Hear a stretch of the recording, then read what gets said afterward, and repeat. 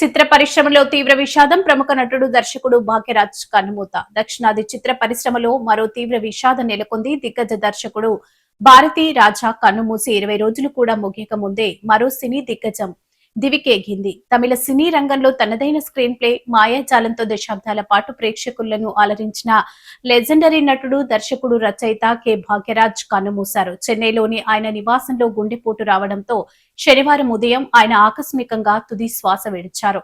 భాగ్యరాజ్ మరణ వార్త విన్న సినీ లోకం ఒక్కసారిగా దిగ్భ్రాంతికి లోనైంది. ఆయన భౌతిక కాయాన్ని చూసేందుకు సినీ ప్రముఖులు, అభిమానులు భారీగా తరలివస్తున్నారు.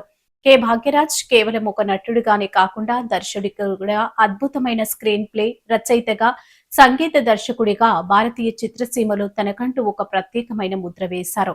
ఆయన సుదీర్ఘ సినీ ప్రస్థానంలో దాదాపు 75 చిత్రాల్లో వైవిధ్యభరితమైన పాత్రలు పోషించి మెప్పించారు. నటుడిగా పీక్ లో ఉన్న సమయంలోనే మెగాఫోన్ పట్టి 25 చిత్రాలకు దర్శకత్వం వహించారు.